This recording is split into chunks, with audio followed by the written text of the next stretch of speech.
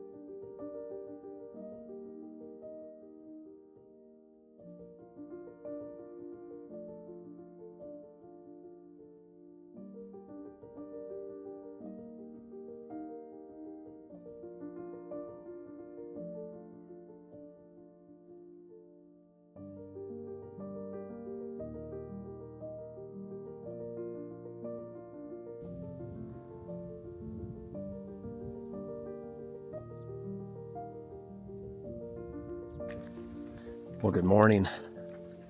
It is early. It's 7:30 and hitting the White House trailhead this morning to head into one of my bucket list items, and that's to go do Paria Canyon.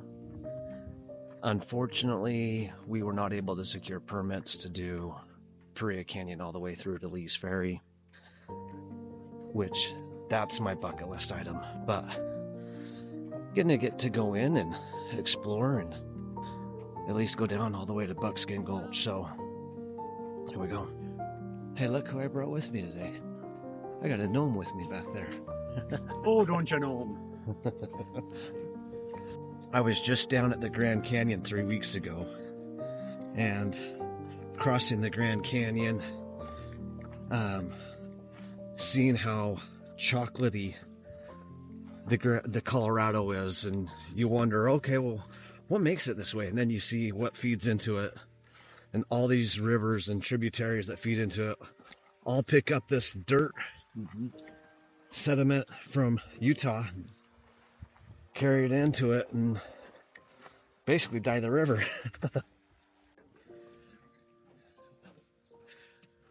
Just entered Paria and just had our first river crossing, and I know there's going to be so many of those that we're not going to count them, but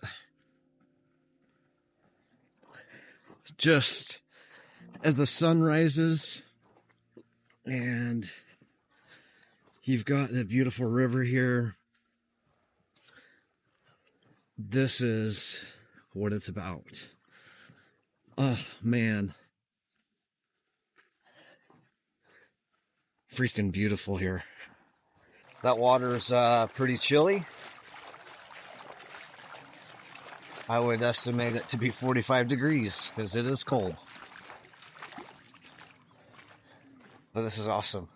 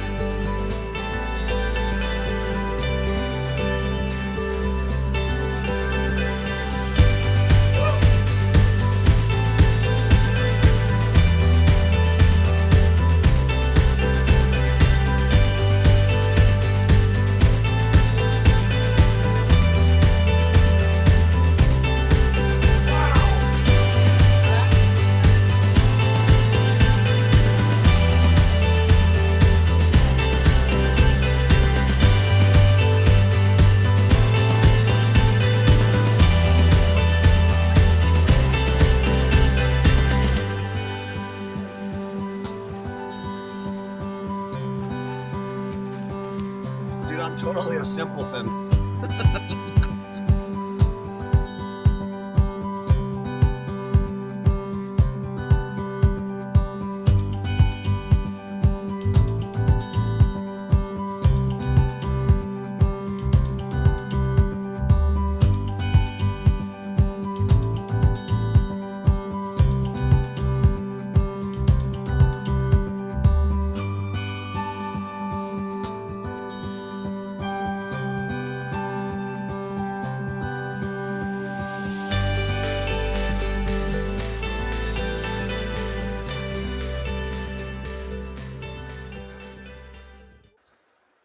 Here, I'll go getting one.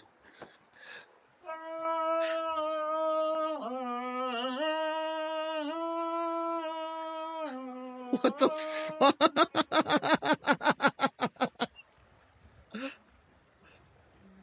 Great acoustics. We are just over 2 miles into Paria Canyon now, and interesting and funny story here. So we stopped at the contact station on the way in to White House Trailhead Campground, and the guy that was working there said to one of the ladies that's in our group, hey, you can totally avoid the water if you want to avoid the water, and so you know you might not need X, Y, and Z or whatever, right? I don't know what all of it said other than you can avoid the water. That's hilarious. There's no avoiding the water. There's absolutely no way you could avoid the water unless you just don't come. And maybe that's what he meant. You can avoid the water, just go home. But it's been pretty awesome so far today. And so far, oh, dude, these views are just unreal. Everything about this is awesome. I'm being summoned. Oh, shoot.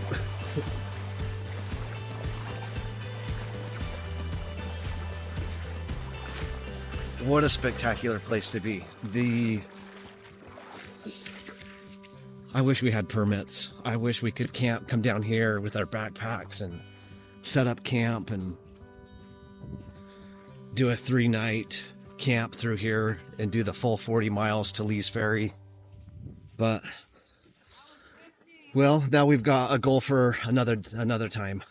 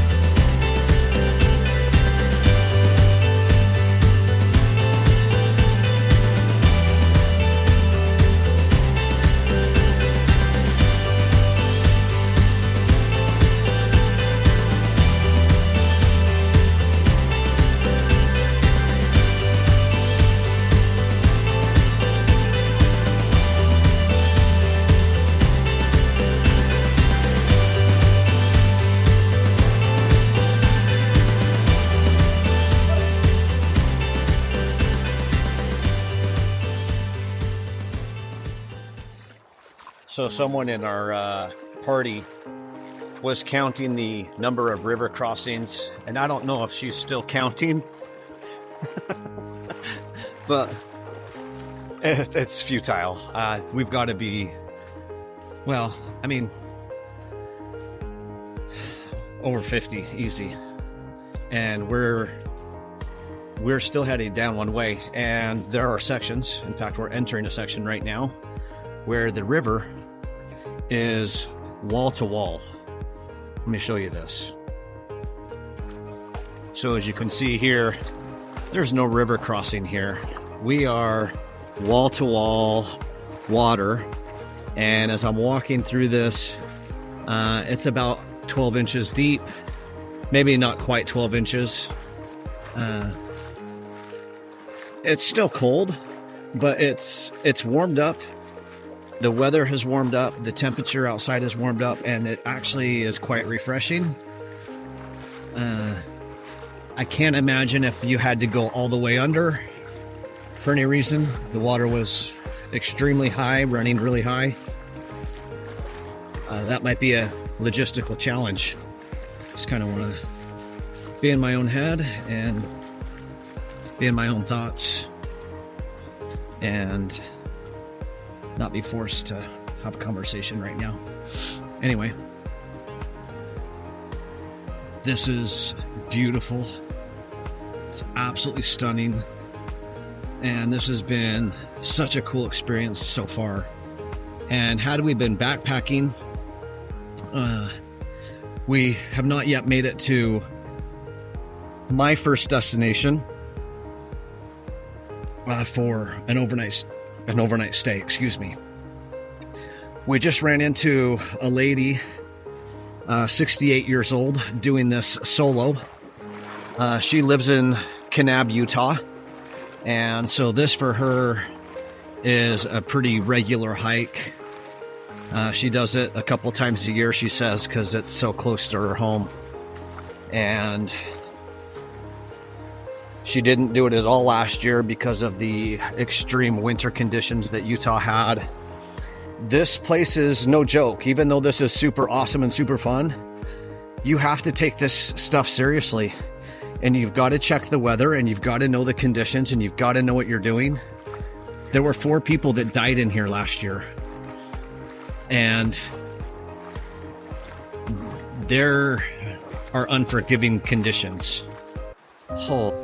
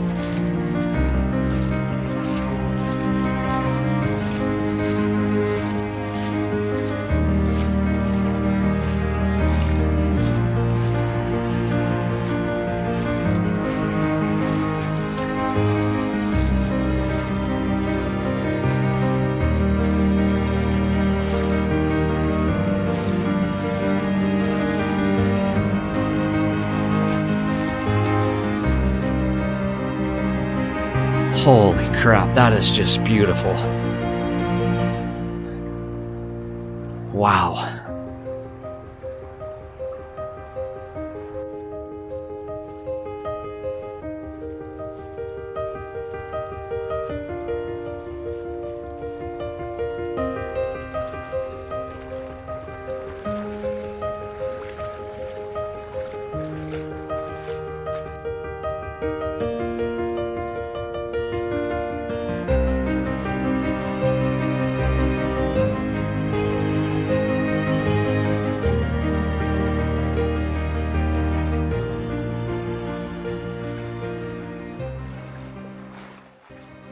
This is what is known as slide rock.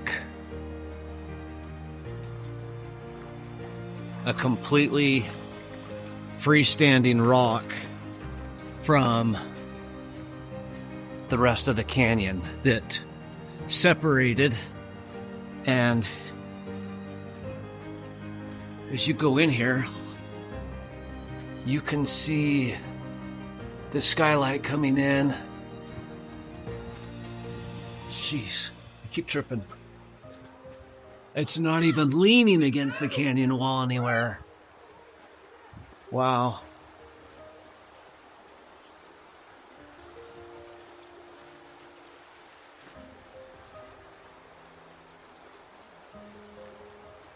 So finally get to enjoy some complete wall-to-wall shade, and the temperatures have significantly dropped here inside the canyon.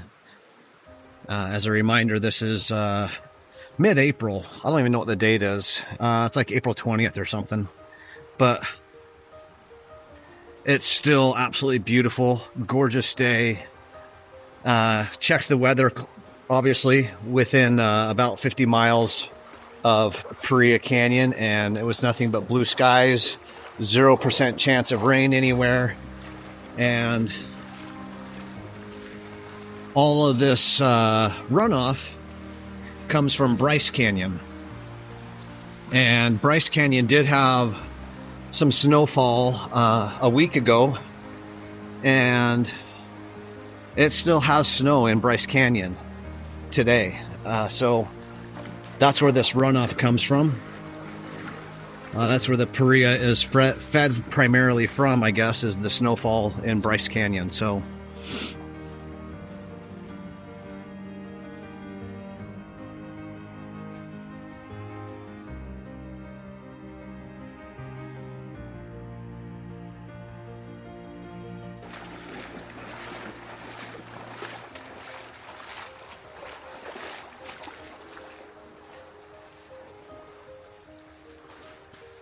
completely detached from the canyon wall and just like fell, and like this one. This is another section here where the rock is detached from the canyon wall, but this one is leaning against the canyon wall. It looks like it came down. Oh, this is just, wow. Look at that. And then it comes down and sits on that little section inside the river, that massive rock. Let's go under.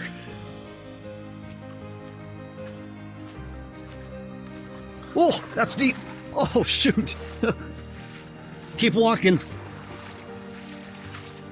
Oh, that was deep. And that was quicksandy. Wow.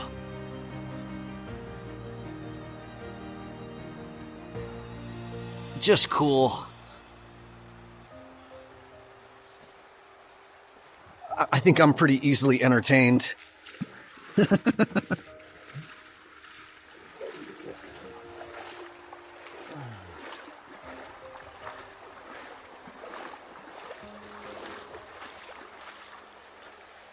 Here's my hiking companion right now. The one, the only, J-Dog. He is probably one of the best male chefs I've ever met. And he makes some of the best camp food you'll ever taste. What are we having for dinner tonight, Justin? Chicken kebabs. Did you hear that? Chicken kebabs, man. Like I said, this guy is legit. I have noticed there are some soft sandy spots that you might go, oh, this is a quicksand spot, right? Yeah. It's only quicksand if you continue standing in it. Well, I also don't think it goes down that deep. But like, Putting my poles in and like eventually I'm getting like harder ground. if you keep moving, even though it's soft and kind of grabs and pulls you, if you keep moving, you're not staying in it.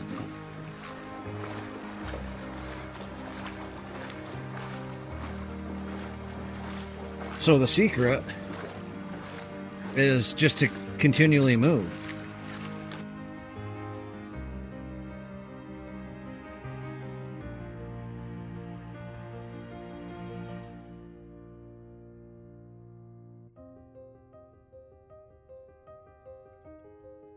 This one go? This is Buckskin Gulch. It goes out to Wire Pass.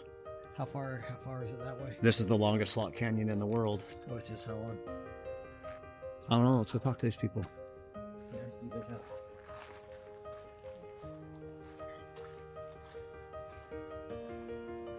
So here we are. We've just entered Buckskin Gulch Slot Canyon after leaving the confluence. We stopped and had a fantastic lunch brought to you by Subway at the confluence.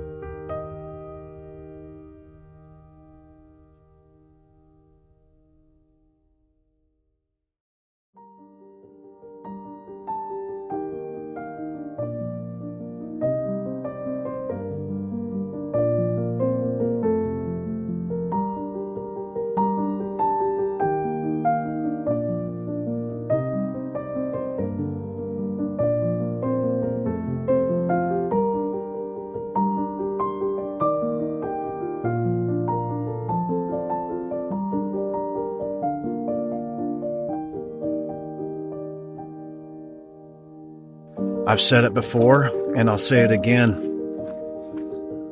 Life comes at you pretty fast. If you don't stop and look around once in a while, you're gonna miss it.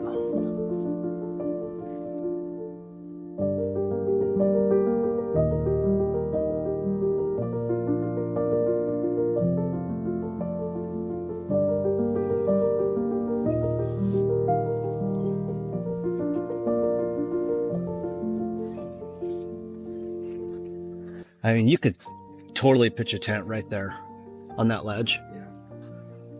And if this flooded, clearly it never gets higher than that. Otherwise, that would be completely eroded. So in a flash flood, it doesn't get higher than that. Yeah. We're up there. Yeah.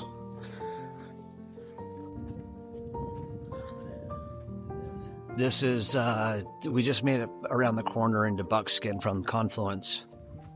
And as you can see, the canyon walls, I don't know, I have no idea how to estimate how many feet those canyon walls are. I don't know if they're 100 or 200 feet, but they're enormous. They're more than 100. Okay, well, If I'm barely over 5 feet tall, yeah. 20 times more than me.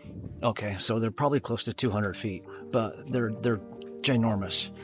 But that's not what's like, just the slot canyon itself, and being inside the world's largest slot canyon. That's right. This is the largest slot canyon, and longest, I guess I should say, longest slot canyon in the entire world. Right here in my backyard, that I've never come to because I don't know why.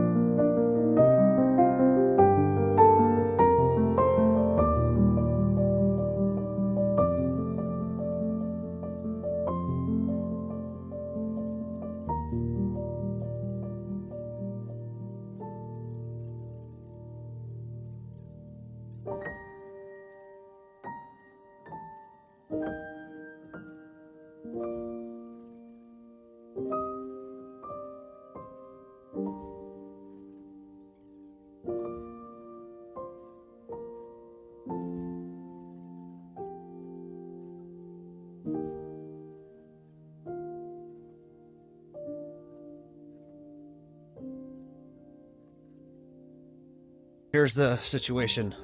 We're headed up Buckskin Gulch right now from the confluence.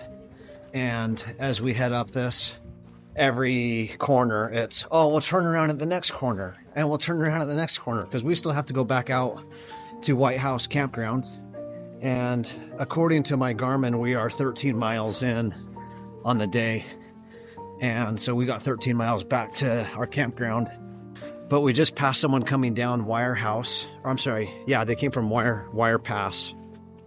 And they said we were almost to the rabbit hole. And I would really like to make it to the rabbit hole, but I'm not dead set on it. So what we'll do is just go up here maybe another 1/10 of a mile, and if we haven't hit it, I think we need to turn around. We have plenty of water, we have plenty of supplies, we're good on everything. The weather's perfect, the temperatures are perfect, the conditions are perfect. But, you know, everything is perfect.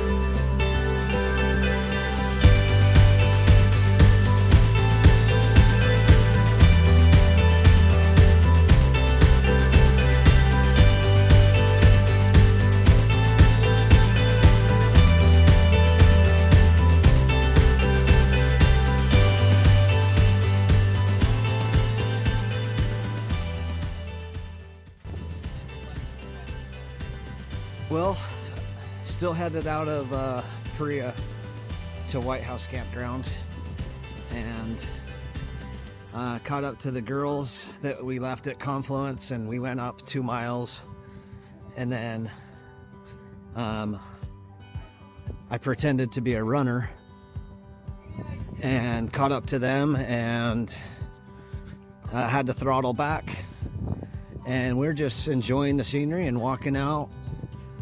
It's probably 80 degrees in the sun, probably 70 in the shade, and the water feels a lot warmer than it did this morning. Maybe that's the air temperature, I don't know, but it still is a beautiful day. There are some clouds in the sky, whereas this morning there weren't any clouds in the sky. But the day is beautiful and it's been great. So carry on and just loving every second of it. So we're out of the narrows part of the Paria Canyon and the White House Trail. And as you can see in front of me right now, there's, even though the weather forecasted for today was a 0% chance of rain, and the ranger said, yeah, it's a 0% chance of rain. Well, guess what? Those are rain clouds ahead. So, am I worried? No, and here's why. We are out of the narrow section of Paria, and our whole group has made it out, and we didn't see anyone else behind us going the other way, going up or down Buckskin.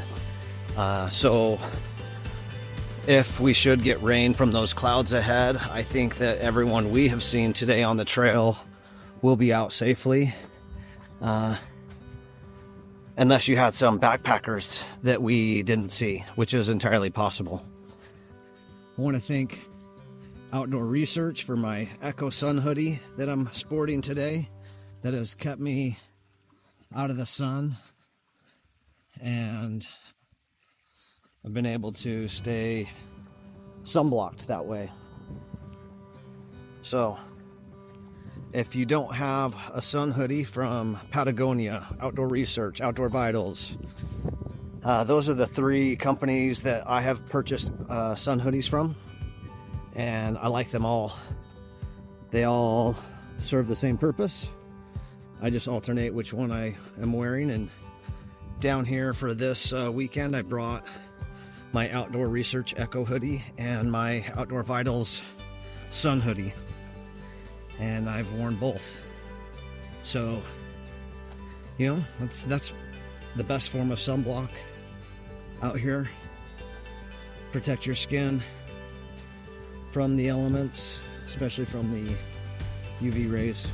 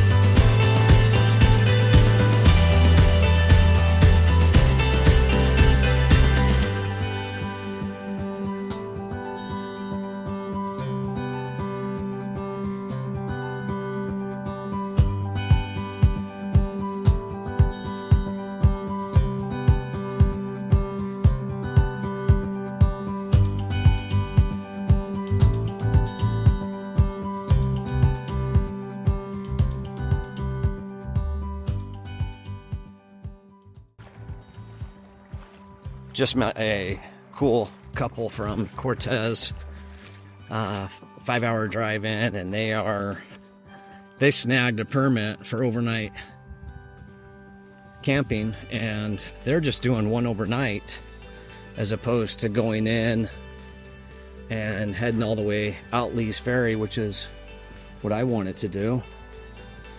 But you know, the permits are limited, and so if you get a permit, you're lucky, and if you don't, you don't. And I didn't get a permit, so here we are just doing a day hike and making the most of it and having a good time.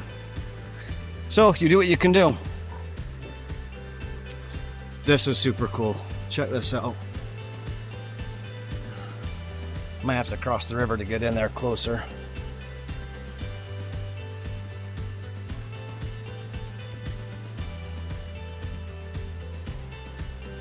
I don't know what creates those, but they are super cool. We're gonna go up right here. Haven't seen a seal snake today. We saw one yesterday, but none today. So, been fortunate.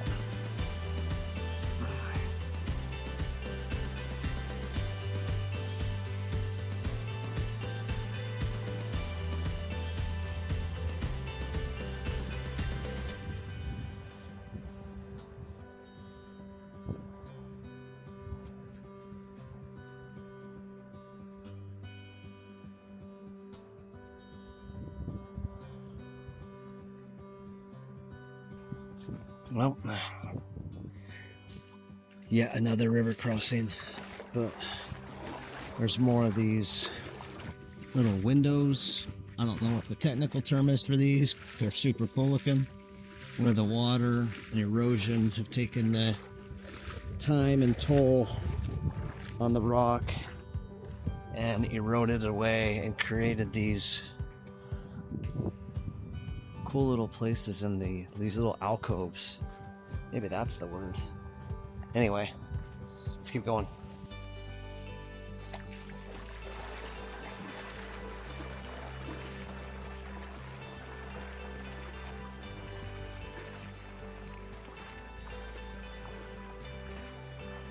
There is a welcome sight.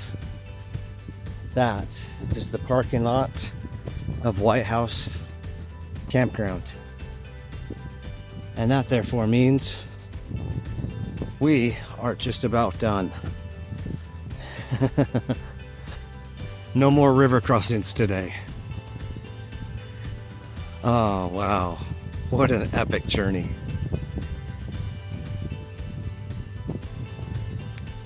All right, well, it's the morning of our last day here, and just wanted to capture some video here. So there is some very, very clean vault toilets, among the cleanest I've ever seen in vault toilets. And you got the entrance here to White House Campground.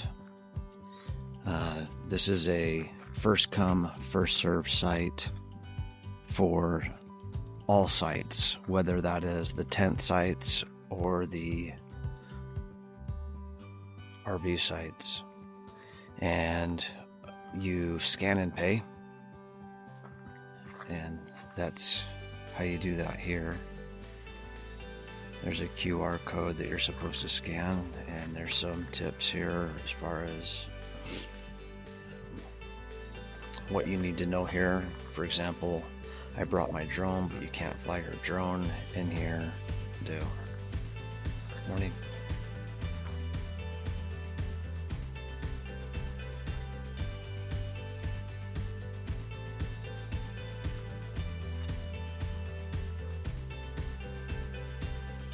And the campground was definitely full the 2 nights we were here. So here's your site map. This is kind of good to see. Let me see if I can get zoomed in on that.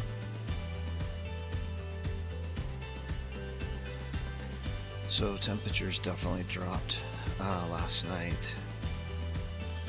It probably dropped into the high 30s, low 40s, but it was still, with the Zen Bivy sleep system that I was using, I was plenty warm. In fact, I dang near slept nude. I just had on some boxer briefs, so I was definitely warm. But this morning, getting out of the tent, before the sun has hit us here, it's cold, but you can see the sun coming across the valley there behind me. So it is rising, but not yet over here. It's casting shadow. It's actually kind of cool to see the shadows that are cast across the valley over here. Against the rocks behind me, you can kind of see the shadows back there. My brother, the chef, made a killer dinner last night. We had chicken kebabs, and his wife cut up a myriad of vegetables, zucchinis, yellow squash, peppers, all the peppers you can think of, and we grilled all that up and combined it in a bowl with some rice. And I get all trail food after 23 miles tastes great, but this was really, really good food. It was awesome. So, as of right now, everyone's cleaning up, finishing packing up, and we're gonna hit the road. I was told to be ready at 7, so I was ready at 7 to pull out, and everyone else is finishing up. So we'll be on the road here shortly, I presume.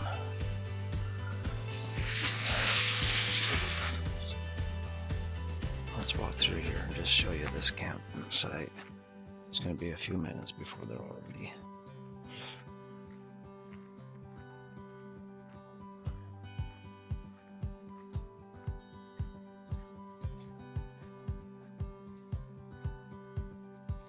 Some pretty cool setups in here. They're pulling that. Wow. Go Toyota. Ford pulling this guy up here in his single cab.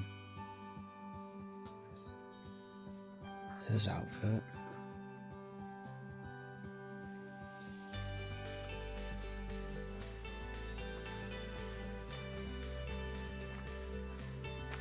This is the one I want. It's this van.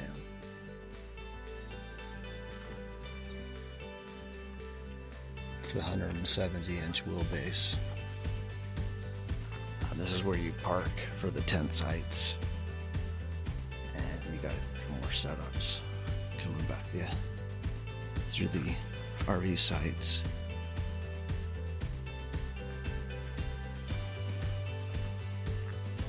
And just a super, super cool place. Morning.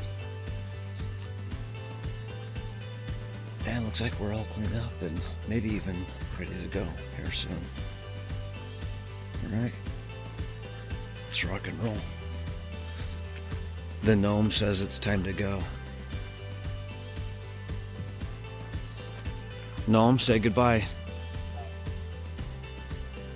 Nice job.